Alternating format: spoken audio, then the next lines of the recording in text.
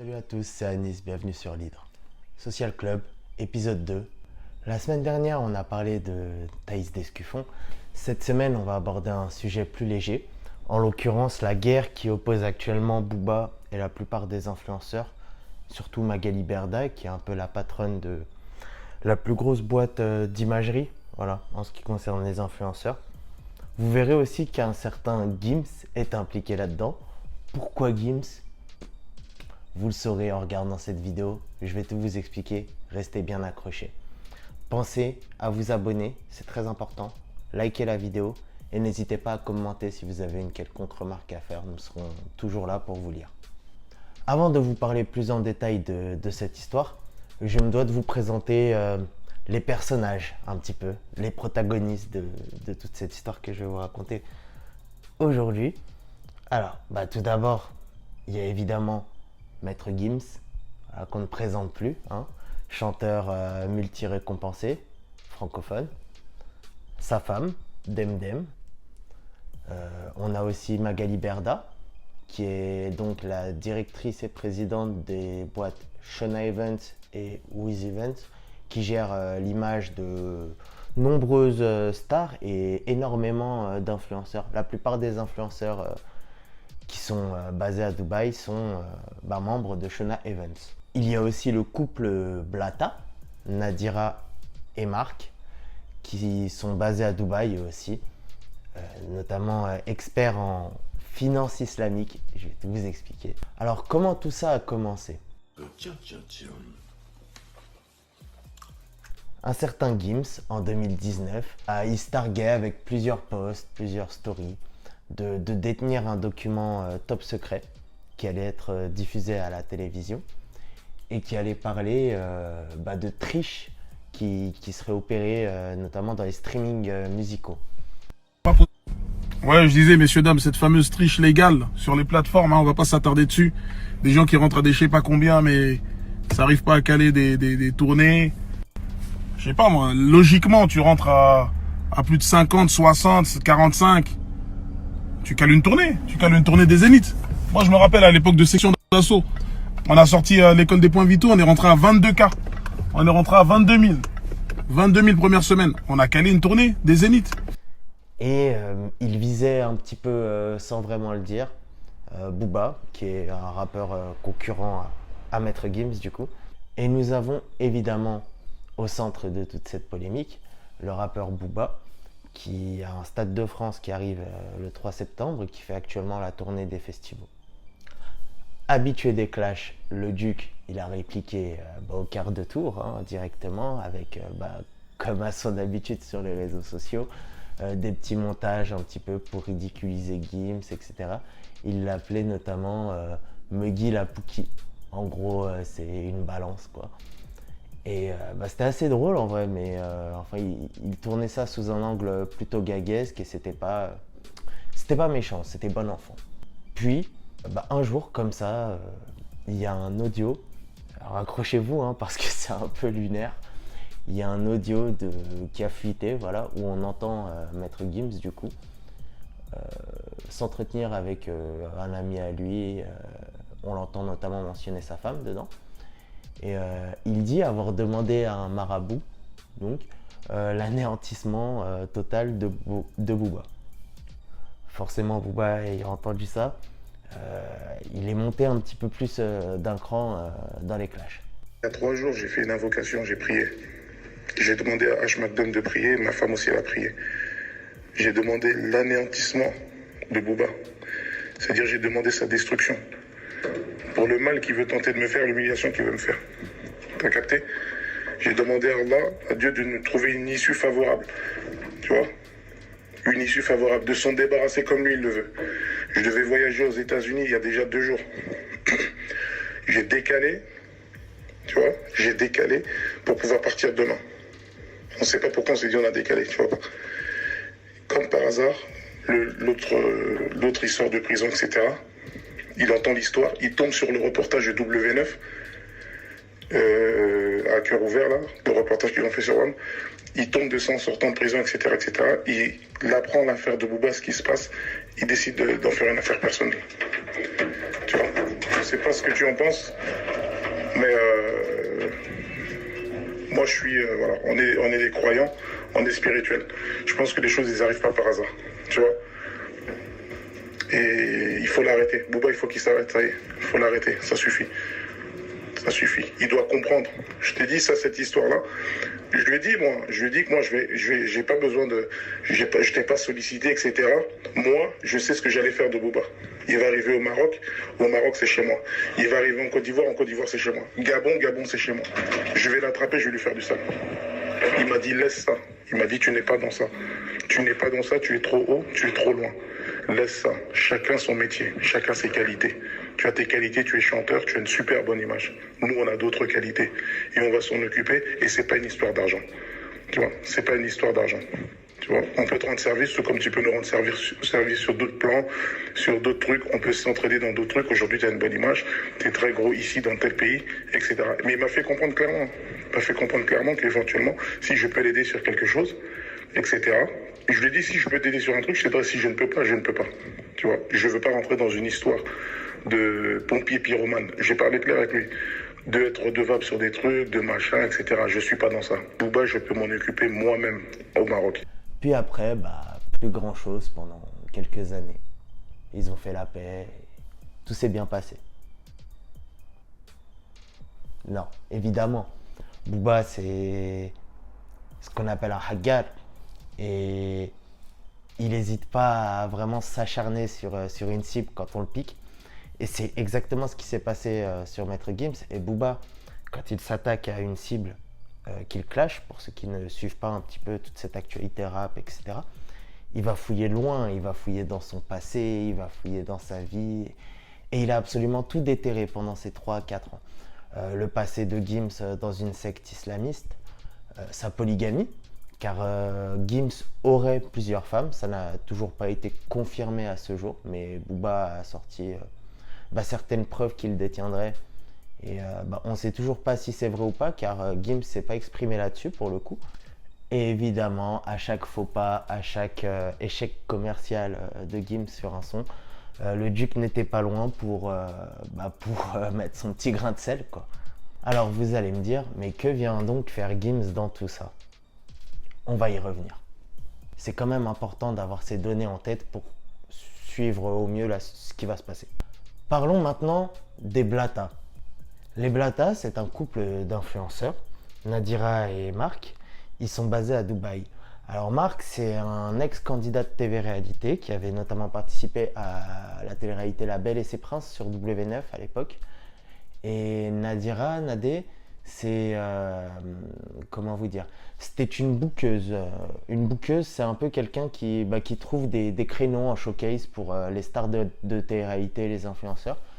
Car quand ils sont pas en émission, ils vivent de ça. C'est-à-dire qu'ils font des prestations payées en boîte. En gros, c'était un peu une agente, quoi. Et d'ailleurs, petite anecdote, Nadé était mon animatrice en colonie de vacances quand j'étais plus jeune. Voilà, j'adore ressortir cette histoire. Bref. Marc, ensuite, après La Belle et ses Princes, il est parti faire Les Anges de la télé-réalité sur Énergie 12. Puis, suite à ça, les deux sont partis à Dubaï.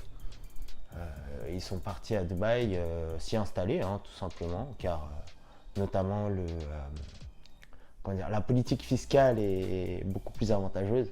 Puis là-bas, Nadé y a un peu fait un business où elle accueillait en fait les Français qui venaient s'installer là-bas, en majorité évidemment des influenceurs comme eux ou des starlettes de télé-réalité. Elle les aidait à s'installer là-bas, il y avait elle fournissait des cours d'arabe, des locations de voitures, elle les aidait à obtenir un appartement, etc. Et Marc, quant à lui, il s'est spécialisé là-bas, il s'est lancé dans ce qu'on appelle le trading en ligne et plus profondément la technique du copy trading. La technique du copy trading, en quoi ça consiste? C'est tout simplement de vendre ses conseils financiers à des gens qui n'y connaissent rien a priori dans le monde de la finance, mais qui ont des deniers à mettre là-dedans. Et déjà c'est un danger, pourquoi? Parce que leur public est principalement mineur ou étudiant, mais on y reviendra plus tard là-dessus. Du coup ça consiste toujours, puisqu'ils continuent avec ça, ça consiste à copier tout simplement les actions que quelqu'un fait dans le monde de la finance. Voilà, les actions d'un trader. On copie les actions d'un trader toute la journée et puis on gagne ou on perd. C'est évidemment extrêmement risqué car la bourse, spéculer sur des produits, c'est comme parier sur BetClick, sauf que là on parie, je sais pas moi, sur des entreprises en gros, sur la réussite ou la chute d'une entreprise. Et forcément, si on n'a pas des prérequis en finance, c'est très très très risqué de se lancer dans ce genre d'activité et Marc Blatta le savait très bien. Mais la famille, je vais vous dire la vérité, avant de vouloir profiter comme ça de la vie, il faut d'abord pouvoir se faire mal. Moi, ça fait des années que je me fais mal et aujourd'hui, j'en vois seulement les fruits. Et ça, il faut que tout le monde arrive à le comprendre. Les gens ont tendance à regarder les résultats avant le travail qu'il y a eu derrière. Je vous explique, ça va être très très simple. Digitalisez-vous. Digitalisez-vous. Vous avez bien vu qu'à un moment donné, on a tous été enfermés chez nous. On n'a pas compris comment on pouvait faire de l'argent en dehors de nos travaux physiques. Digitalisez-vous, la famille, c'est très important. Les riches le disent, pour rester riche, il faut minimum 7 sources de revenus différentes. Est-ce que toi, tu comptabilises minimum 2 sources de revenus? On ne sait pas, tu es là, tu te dis ouais machin. Alors à un moment donné, il va falloir arrêter d'être spectateur des gens qui s'enrichissent sur les réseaux sociaux. D'être conscient, la famille, tu es un adulte, d'accord? Il n'y a personne qui va sonner chez toi et te donner 1 million d'euros. Il va falloir te battre. Donc si tu es prêt à te battre et te digitaliser, il y a plusieurs trucs. Il y a le e-commerce, il y a les NFT, il y a la crypto-monnaie, il y a le métaverse, il y a le copy trading. Bref, il y a énormément de choses. Vous avez l'opportunité de faire de l'argent avec des copier-coller. Copier-coller, encaisser. Vous connaissez le dicton maintenant dans le Blatta Gang. Il y a plus de 25 000 personnes qui, tout comme toi peut-être, ne savaient pas ce que c'était le copy trading.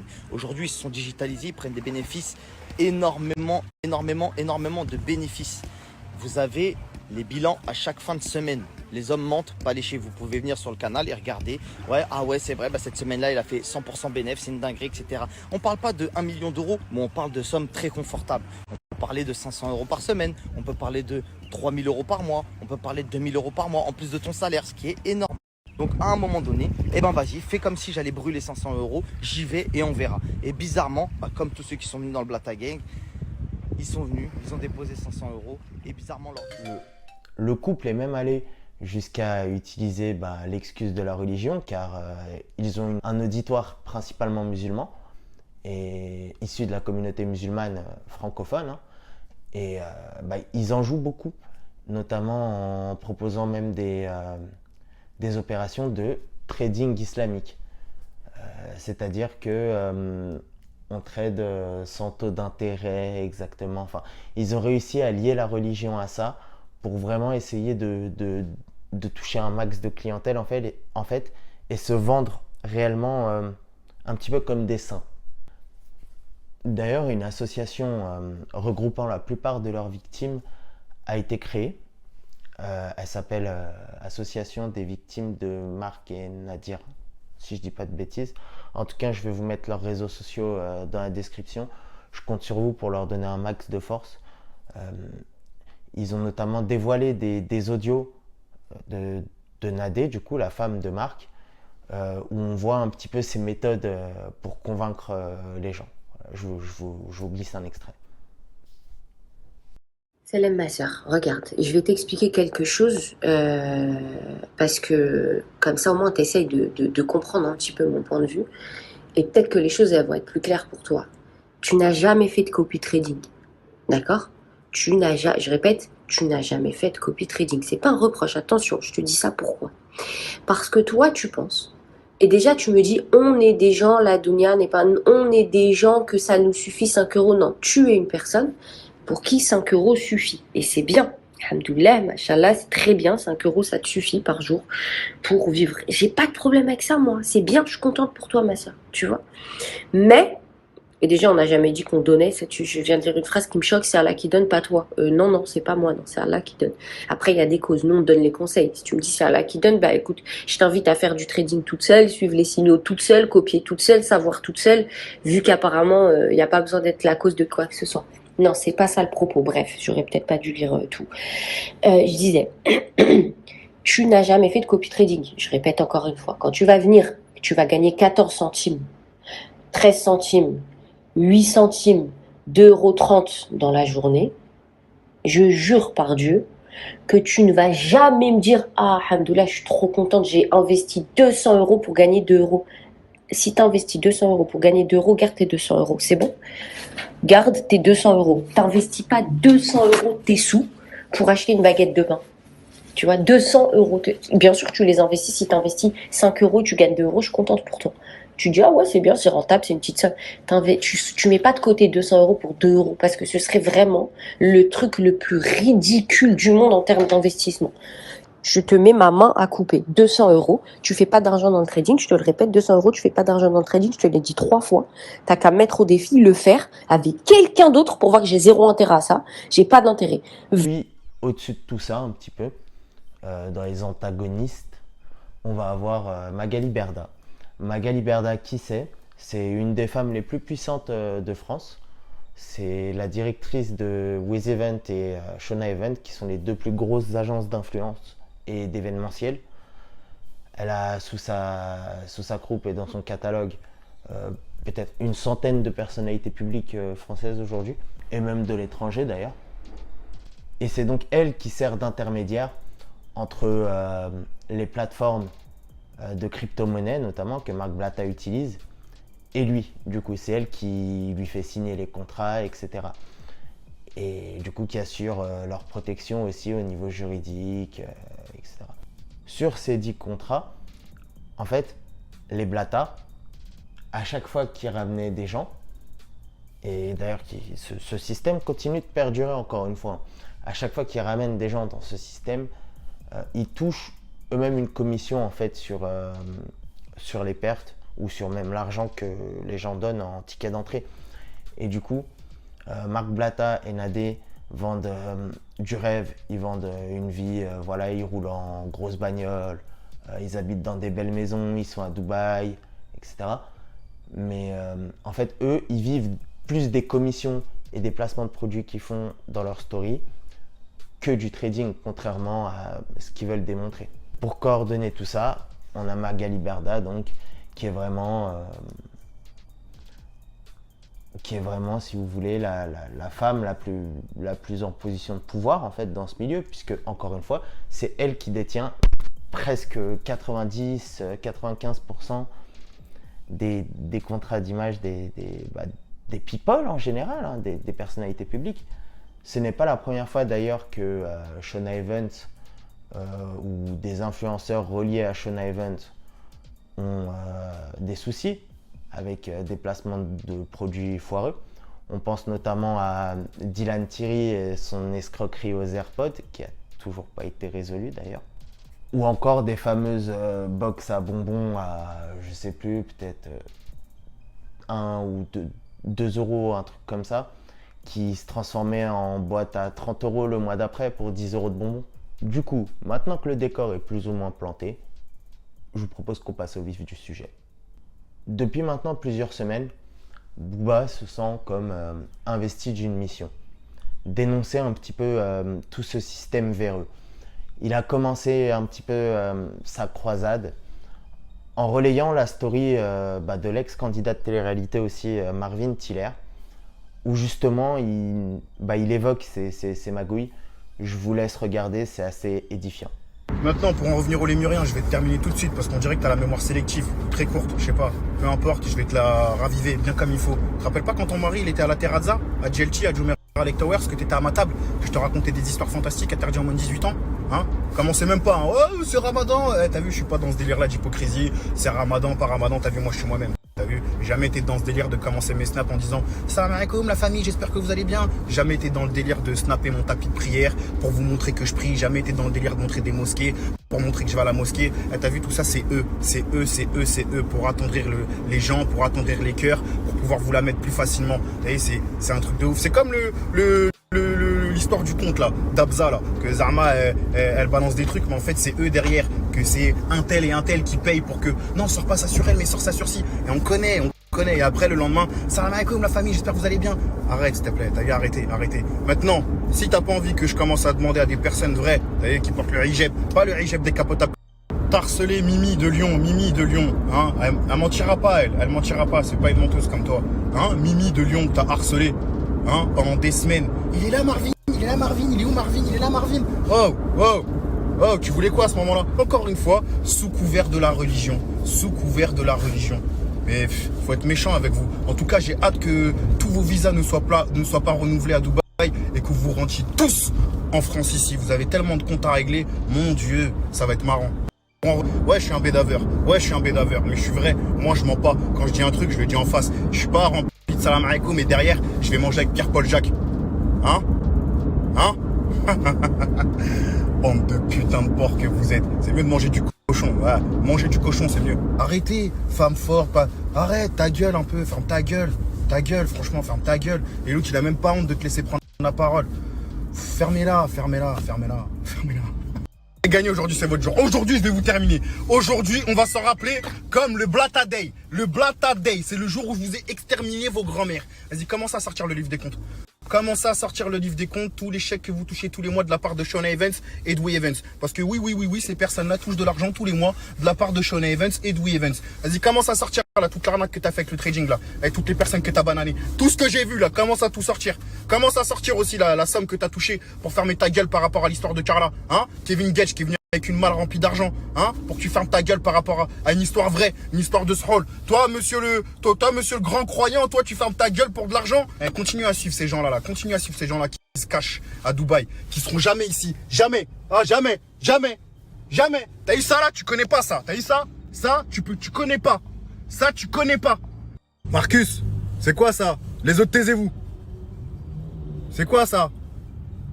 Un indice, c'est limité à 70 km/h. Qu'est-ce que c'est? Vu ce que tu fais, tu me mets dans l'embarras de vraies personnes religieuses qui jeûnent pour de vrai, qui sont embarrassées par la situation. Des personnes qui étaient présentes, des personnes que j'ai citées, qui viennent de m'envoyer des messages en me disant « je sais pas quoi dire ». Tellement c'est embarrassant, ils savent pas quoi dire. Tu te rends compte? Tu sais de qui je parle. Ça m'embarrasse, ça me gêne d'avoir sorti leur prénom. J'espère qu'ils vont me pardonner, mais j'étais obligé. Ils sont embarrassés par la situation. Tu comprends? Embarrassés, gênés de la réalité. Avec vos conneries, je devais sortir à Porte de Clichy, je sors à Porte de Saint-Ouen. Ça fait longtemps que t'as pas entendu ça, hein? Porte de Clichy, Porte de Saint-Ouen. Garde mes snaps un peu, je te rappelle des souvenirs. Travailler, et toi, petit influenceur, menteur, ne peut plus venir ici. Pourquoi? Parce que t'es un arnaqueur, mon pote.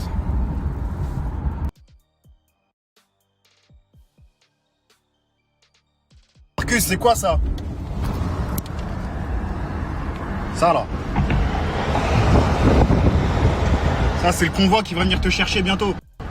Quand t'arrives à l'aéroport. Au final, t'as vu, j'ai rien pris.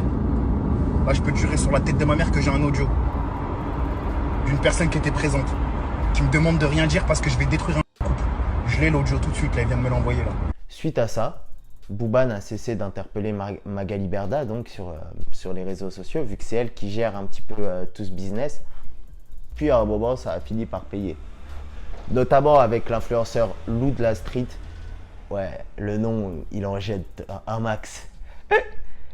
Alors l'influenceur Lou de la Street, qu'est-ce qu'il a fait?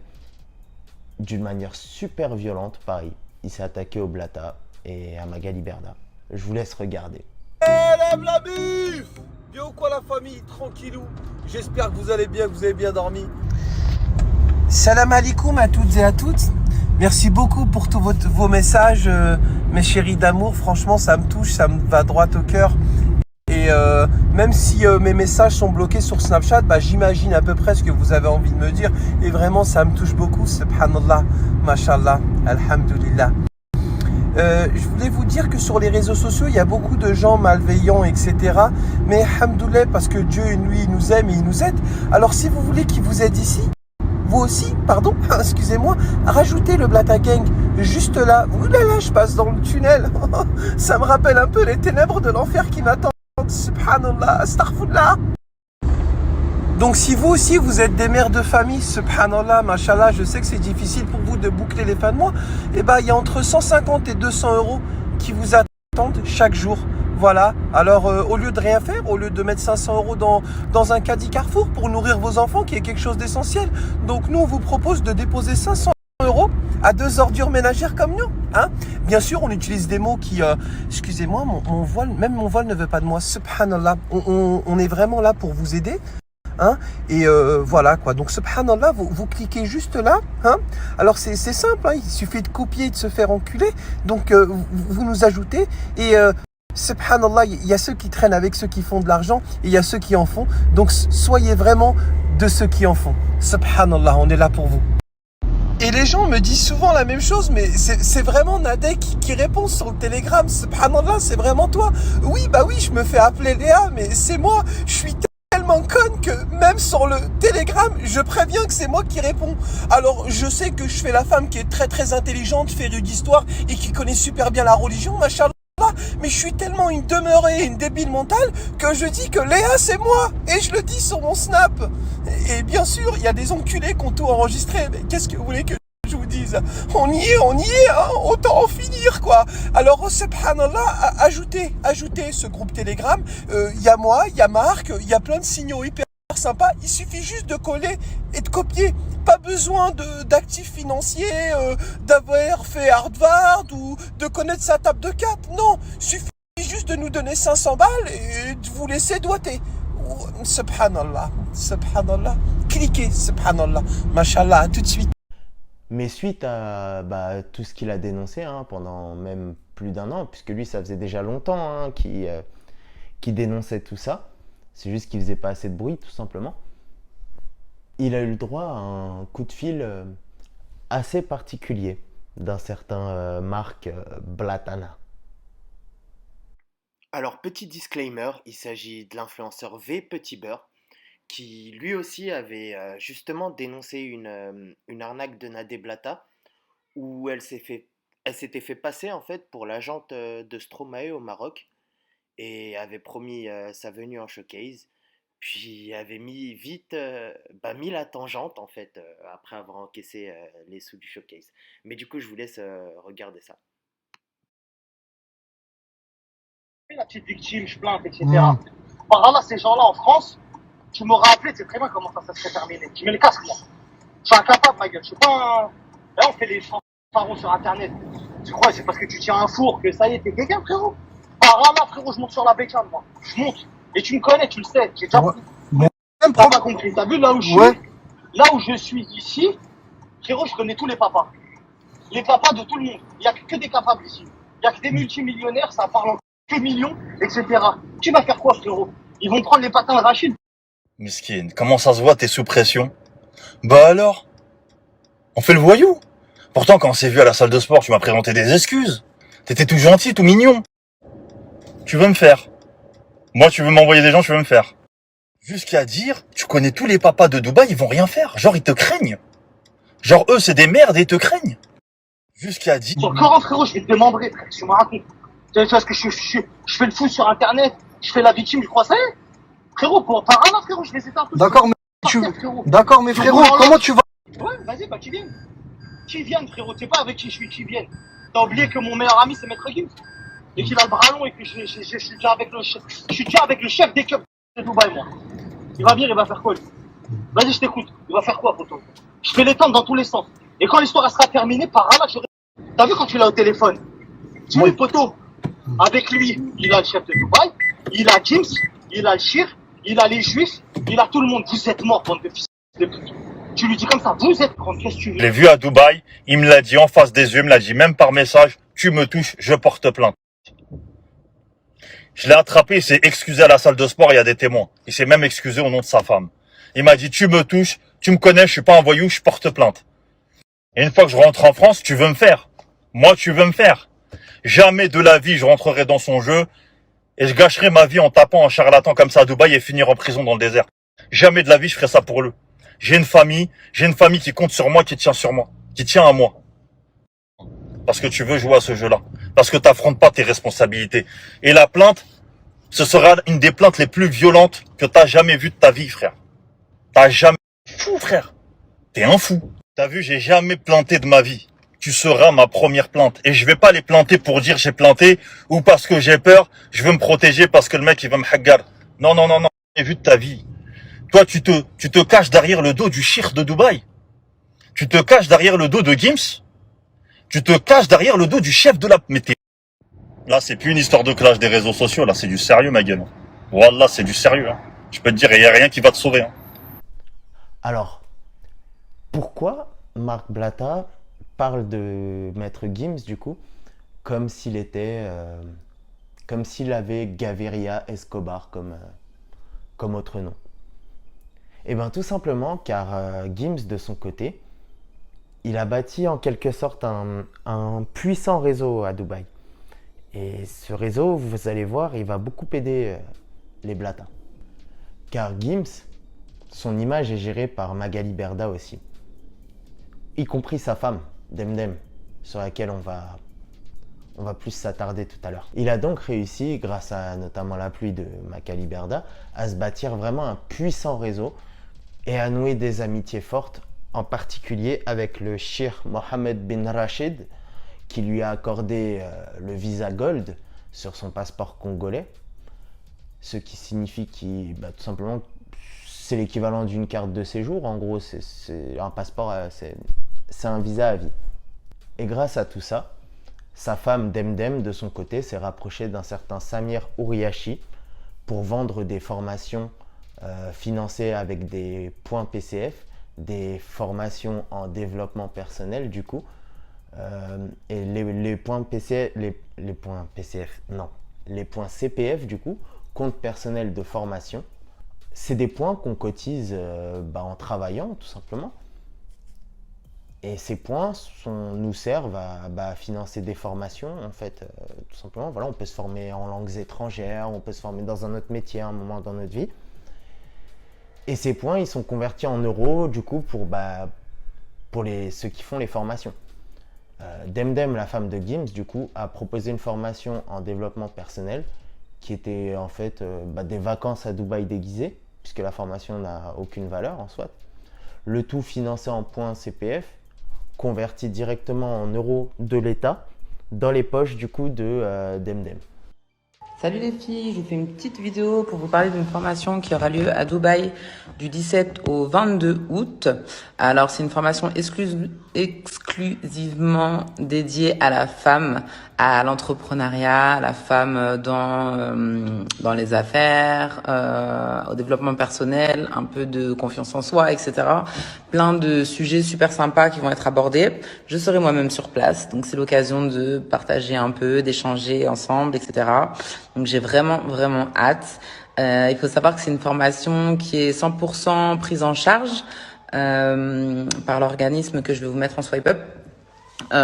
L'hébergement aussi sur place est pris en charge à 100%. Les billets d'avion à hauteur de 250 € par personne.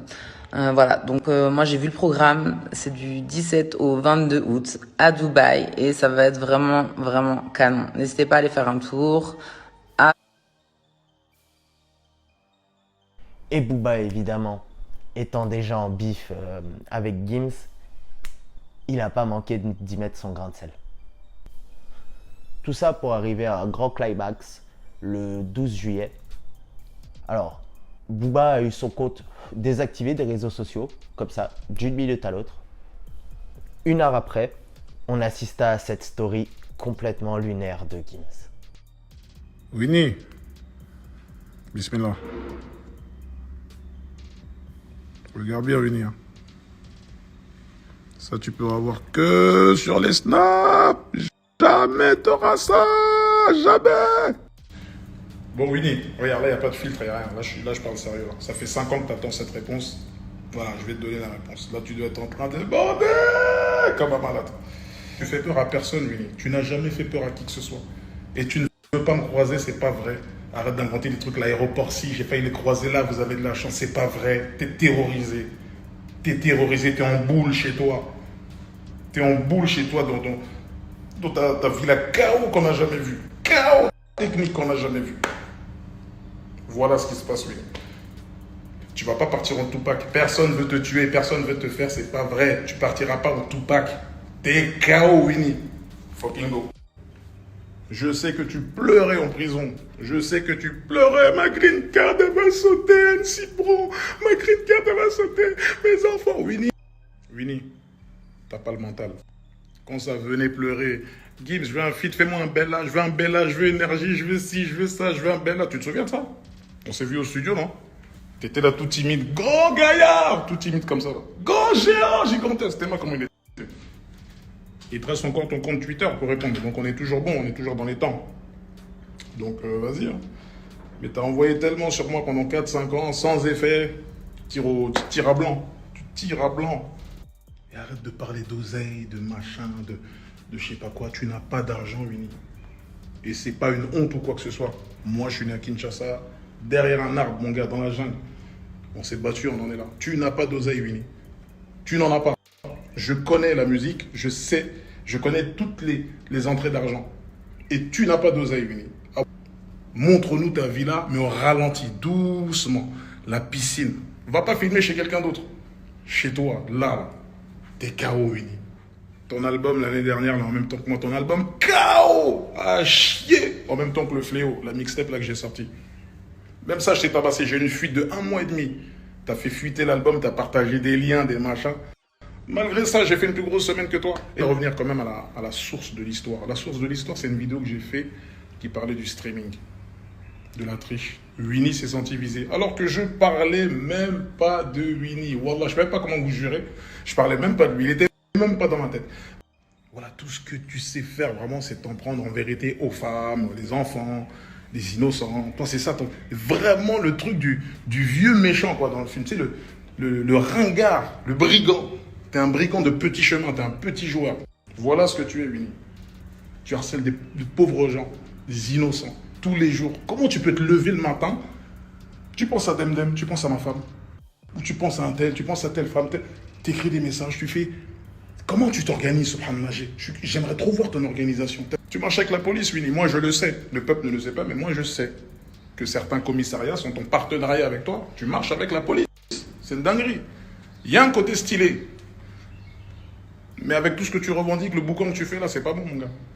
Puis dans la foulée, un communiqué de presse de son amie et agente Magali Berda. Communiqué de presse dans lequel elle reconnaissait être responsable de la fermeture du compte Instagram de Booba, du coup, car elle estimait être victime de cyberharcèlement au travers des escroqueries que Booba a dénoncées, du coup, et avoir lancé une procédure, du coup, contre Booba pour cyberharcèlement et demander par ordonnance la fermeture de son compte Instagram. Le lendemain, Cop réapparaît sur les réseaux sociaux, comme par magie. C'est bien moi, les gars. Eli Yafa, officiel. On va peut-être sauter, mais on est là. C'est l'exclusivité. Puis il dévoila à son tour un communiqué de presse dans lequel il assure avoir reçu plus d'une centaine de plaintes sur l'adresse mail influvoleur2022@gmail.com qu'il avait créé spécialement pour recevoir en fait ces messages de victimes de ces arnaques. Et avoir récolté plusieurs preuves en fait assorties à ces centaines de messages et avoir lancé du coup une procédure en fond tout d'abord contre Meta, le groupe Facebook qui détient Instagram, afin de, je cite, récupérer sa liberté d'expression via son compte Instagram, puis avoir mandaté son avocat Maître Klugman pour savoir quelle suite donner face à Shona Evans et peut-être lancer une procédure face à eux du coup pour pratiques commerciales frauduleuses notamment. D'ailleurs, pour que le parquet se saisisse vite de l'affaire, il n'hésite pas à utiliser sa force médiatique, qui est son compte Twitter notamment, pour contacter Bruno Le Maire à plusieurs reprises. Il l'a interpellé via Twitter. Puis plus tard dans la journée, il sort une note en fait sur Twitter.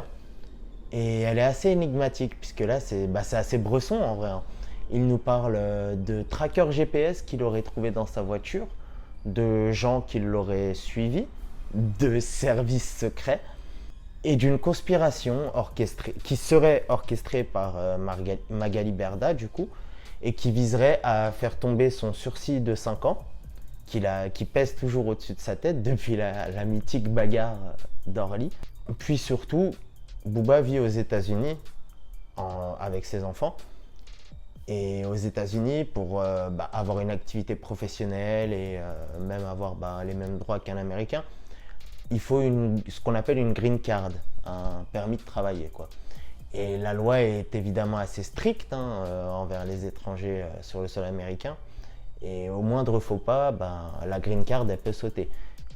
La green card de Booba étant clairement son gagne-pain. Que va-t-il advenir de cette histoire ? Pour moi, mon analyse, c'est que Booba, il est c'est souvent le méchant idéal pour la presse. Voilà. Rien qu'hier, par exemple, dans Le Monde, on recevait encore Magali Berda pour qu'elle parle du cyberharcèlement qu'elle subit. Mais les gens sont de moins en moins aveugles. Et Booba a pointé un réel problème avec ces pratiques que les influenceurs ont.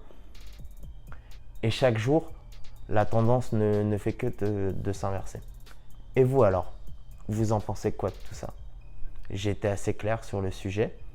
Si vous cherchez à en savoir plus, si vous voulez que j'approfondisse, je ferai une partie 2 sans hésiter. N'hésitez pas à commenter, à liker, à vous abonner, à venir sur nos réseaux sociaux et surtout, kiffez bien votre été.